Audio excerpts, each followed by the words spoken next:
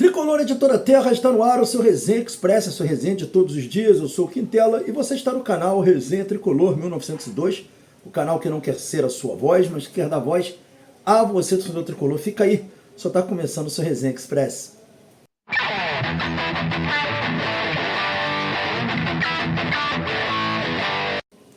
Resenha Express voltando, e a gente pede aos amigos para não se esquecer de se inscrever no canal, ativar o sininho das notificações e deixar o like. Fazendo isso, você diz ao YouTube que esse conteúdo é maneiro, ajuda a gente a engajar cada vez mais.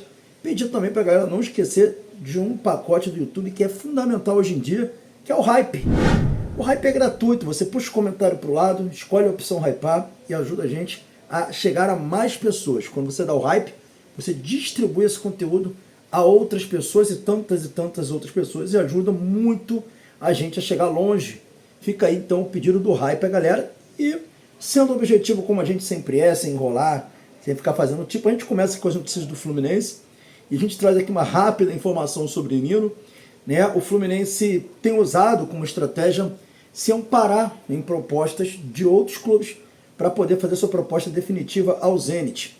Só que o Fluminense está esbarrando numa vontade que o Zenit não está tendo de negociar, né? O Zenit não quer negociar, não quer conversar, e inclusive está com dificuldade do Zenit taxar valores. O Nino não quer continuar na Rússia, já deixou isso muito claro aos dirigentes do Zenit, mas, cara, russo é complicadíssimo, ainda mais russos que envolvem futebol. Normalmente são muito difíceis de negociar, porque o que acontece? O russo geralmente, quando ele quer contratar um jogador, ele chega com dinheiro, contrato e acabou, não tem conversa. Agora, na hora dele vender ou negociar qualquer tipo de jogador por empréstimo, esquece. E venda, cara, eles têm muita dificuldade de vender. Então, assim, é uma dificuldade imensa que o Fluminense está passando, mas ele está tentando se galgar em cima de outras propostas para poder fazer a própria proposta dele para o Zenit, mas sem a certeza de que o Zenit vai aceitar, ainda tem esse problema. Então, a situação do Nino, o Fluminense mapeia, o Fluminense tem ideia de como vai apresentar essa proposta, já tem mais ou menos a ideia, mas está tentando convencer o Zenit de fazer o negócio. O Fluminense tenta mostrar para o Zenit, né, que futuros negócios com o Fluminense podem acontecer até mesmo agora, com outros nomes.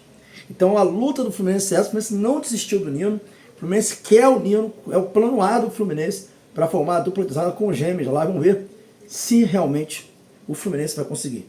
A luta continua, vamos acreditar que é possível, né, galera? Seria um grande reforço, né, para falar a verdade.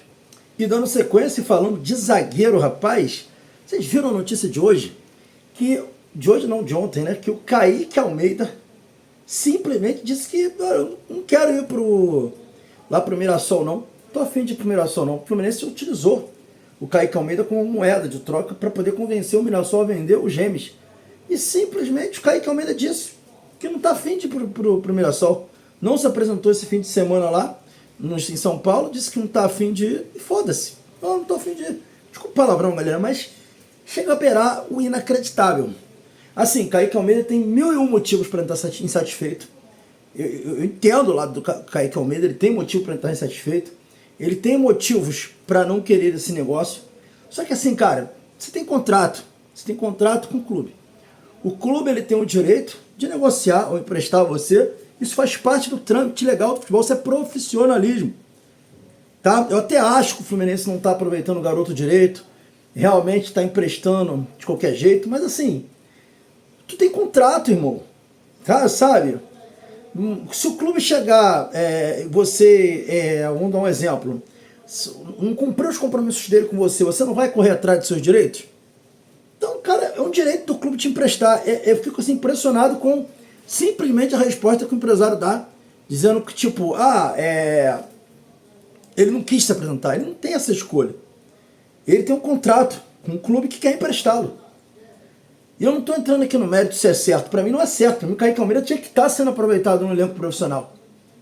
Mas a gente não pode separar uma coisa da outra. Profissionalismo, cara, e quando a gente fala em profissionalismo, ainda tem gente que vai falar, mas o garoto foi sacaneado. Meu amigo, há um contrato. Independente se o clube foi legal ou não foi legal com ele, a gente tem que entender, nós brasileiros precisamos entender que contratos precisam ser honrados. O Fluminense não está pagando o salário em dia? Até que se prove o contrário, tá. Até que se prove o contrário, o FGTS do cara está em dia. Senão eu teria posto na justiça. Então ele tem que cumprir as determinações do contratante. Sabe? Eu não estou aqui defendendo a gestão do Mário, que é uma gestão temerária, né? Uma gestão que não privilegia a base. A gente está cansado de falar sobre isso aqui. Não tem transparência, né? A gente, óbvio, eu sempre vou agir com responsabilidade, eu nunca vou ficar acusando sem prova, né? Nunca vou fazer isso, até porque eu não sou idiota. Mas tem coisa que não dá. Isso é um contrato, você tem a obrigação de cumprir o contrato, assim como o clube tem a obrigação de cumprir o seu contrato. Mas essa é a notícia. Kaique Almeida simplesmente não quis se apresentar ao Mirassol e não quer e acabou. Basicamente isso. É aquilo, vai trazer problemas para a carreira, vai trazer problemas nos negócios, vai trazer problemas, litígios, inclusive trabalhistas. Vamos ver o que vai acontecer. Mas é bizarro. Muito bizarro. Dando sequência, galera, o Arias deu uma entrevista pro Fred Caldeira, tá? E tem aí os prints do Twitter aí que o Fred Caldeira ele compartilhou lá na TNT Sport. E ele falou que o Fluminense é a prioridade para ele, sempre será a prioridade numa possível volta ao Brasil. Ele falou da relação da família dele com o clube, o quanto que o Fluminense é importante, mas que no momento ele pretende cumprir, né, o compromisso com o Wolves. A gente falou que a gente trouxe uma notícia exclusiva aqui no Resenha, dando conta de que esse negócio que ele ia para o Flamengo não era real, que inclusive ele tinha respondido ao Flamengo dizendo que não iria negociar com o Flamengo nesse momento, que quer ficar na Europa e que a prioridade é o Fluminense. E agora o próprio Arias falou isso pro Fred Caldeira. Ele não está se desmerecendo os outros clubes, nada disso, ele só está falando que o Fluminense é prioridade e que ele quer continuar na Europa. Óbvio, ser prioridade não quer dizer que vindo pro Brasil ele viria pro Fluminense. Porque se ele for ofertado a ele um valor e o Fluminense não cobrir, ele pode ir para outro clube. É isso que está escrito no contrato dele. Então, se o Palmeiras ofereceu 10 milhões de reais, o Fluminense chegar lá e falar assim, não, tem 8, aí vai depender do Arias. O Arias fala, não. Vou seguir o contrato aqui, que falando do contrato, que diz que quem tiver a melhor proposta leva, o Fluminense tem a prioridade desde que cubra. Então tem tudo isso. Aí vai depender muito da palavra do Arias. Mas vamos ver o que vai acontecer, mas o que ele falou está no contrato, está escrito no contrato. O Fluminense tem a prioridade, está previsto em contrato. Não precisa só da fala do Arias, está previsto em contrato. Então, basicamente isso, tá? Então, galera, fechando aqui o nosso Resenha Express, a gente vai falar sobre Guilherme Arana e é uma situação muito complicada, né? Por quê?